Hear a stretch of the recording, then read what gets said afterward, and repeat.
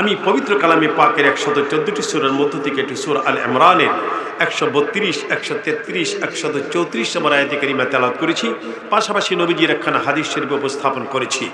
বজাতে কুদ্দুস বারি তাআলা Almighty Lord সর্বশক্তিমান আল্লাহ, তার কাছে তৌফিক চাচ্ছি আল্লাহ আমাকে আয়াতে কারিমার বিশুদ্ধ তাফসীর, তার ব্যাখ্যা, তার ঐতিহাসিক বৈজ্ঞানিক ভৌগোলিক আলোচনা আপনাদের সামনে অতি স্পষ্ট ভাষায় তুলে ধরতে আল্লাহ আমাকে তৌফিক দিন। পাশাপাশি এই সমস্ত আলোচনাগুলো ইন আওয়ার লাইফ আমাদের সবার জীবনে সুন্দরভাবে বাস্তবায়ন করার তৌফিক দিন। সকলে পড়ি আল্লাহুম্মা আমিন। শুরু হচ্ছে কালামে পাক থেকে তাফসীর। ইনশা পারেন না ইনশা। বিসমিল্লাহির রহমানির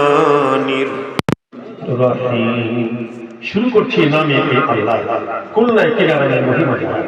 By the name of Allah, the most gracious and most merciful. আল্লাহর নামে সব কাজ হবে কার নামে? এই সব কাজ হবে কার নামে? وَأَطِيعُوا اللَّهَ وَالرَّسُولَ لَعَلَّكُمْ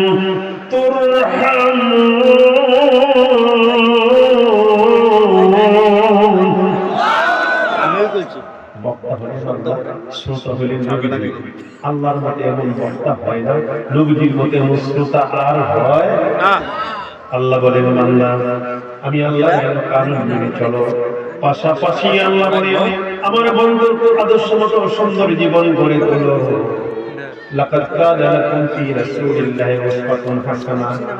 ও মানুষ, মুহাম্মদী ক্যারিয়ার জীবন অর্জন করো। হে যুবক যুবতীরা, হে যুবকেরা, মুহাম্মদী ইসলাম জীবন অর্জন করো। আল্লাহ বলেন আমার বন্ধুকে আমি আমার সাথে রাখি। আজানে আমি আল্লাহর সাথে আমার বন্ধুর নাম, ইকামতে আমি আল্লাহর সাথে আমার বন্ধুর নাম, নামাজে আমি আল্লাহর সাথে আসিনি। কথা বলে আসেনি? এখানে আল্লাহ বলেন আতিউল্লাহ ওয়া রাসূল, আমি আল্লাহর আইন কানুন মেনে চলো, আমার বন্ধুর কথা মতো আদর্শ মতো সুন্দর জীবন গড়ে তোলো। আপনি বলতে পারেন আল্লাহ তাহলে তুমি কি দিবা? আল্লাহ বলেন লাআল্লাকুম তুরহামুন। আমার আইন কানুন মেনে চলবে, আমরা বন্ধু আদর্শ মতো সুন্দর জীবন গড়ে তুলবে, রহমত দিয়ে তোমাকে ভর্তি করে দেবে। এরপরে আল্লাহ বলেন ওয়াসারিউ ইলা মাগফিরাতিন মির রাব্বিকুম ওয়া জান্নাহ। ও চোর ডাকাত, এই যে কারেরা, ও ব্যভিচারকারী, ডাকাতেরা, নেশাখোরেরা, অন্যায় করেছো, আমার ভয়ে মসজিদ থেকে দূরে থেকো না, আমার ভয়ে মাহফিল থেকে দূরে থেকো না। আমি আল্লাহ তো রহমান, আমি আল্লাহ তো রহিম। তুমি কাজ করো, তুমি ইউটার্ন করে আমি আল্লাহর কাছে আসো, আমি আল্লাহ তোমার জিন্দেগির গুনাহগুলো মাফ করে দিতে পারি। পারেনি? পারেনি? 60 বছর, 100 বছর, 20 বছর, 40 বছর গুনাহ করেছে, আল্লাহ ইচ্ছা করলে মাফ করতে পারেনি। কথা বলতে হবে, পারেনি? আপনার মোবাইলে এই মোবাইল নাম্বার সেভ করছেন 500 নম্বর, 6 মাস পরে। কয় মাস? 6 মাস। আপনি যদি মনে করেন 6 মাস চেষ্টা করে মোবাইলে 500টা মেসেজ সেভ করেছি, আজকে ফেব্রুয়ারির 4 তারিখ, এখন আমি আমার 6 মাসের 25টা মোবাইলের মেসেজের নাম্বারগুলো আমি ডিলিট করে দিব, কয় সপ্তাহ সময় লাগবে ডিলিট করতে। কথা কয় না? আপনার কষ্টে সেভ করা নাম্বার আর মেসেজ যদি 6 মাস চেষ্টা করে আপনি করেছিলেন, ডিলিট করতে লাগবে না একটা মুহূর্ত, একটা টিপ। আমার আল্লাহ কি পারে না? জনবিজ্ঞানের যুগে আল্লাহর কোরআন বোঝা সহজ হচ্ছে। আল্লাহ বলেন আমিও পারি 100 বছর জিন্দেগির গুনাহগুলি একটা মুহূর্ত তোমাকে মাফ করে দেব, ডিলিট করে দিতে পারি।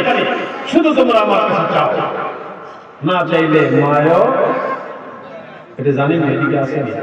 না চাইলে মায়ও। একটা কাজ করি আমরা, চলুন বেহেশতের বাগানে আসছি, আগে গুনাহটি ডিলিট করার ব্যবস্থা করি। বলতে হবে আল্লাহ আমার কাছে না চাইলে আমি ডিলিট করব। বলেন আল্লাহ, আর যদি আল্লাহ আমাদের গুনাহ ডিলিট করে দাও, গুনাহ ডিলিট করে দাও।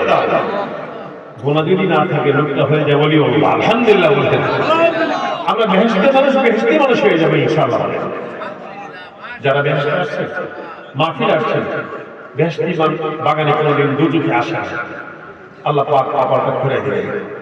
আল্লাহ বলেন ওয়াসারিউ ইলা মাগফিরাতিন মির রাব্বিকুম, আসো আমার কাছে গুনাহ নিয়ে, আমি তোমার জীবনের গুনাহগুলো মাফ করে দিয়া জান্নাত তোমাদের বাড়িতে পৌঁছে দেব।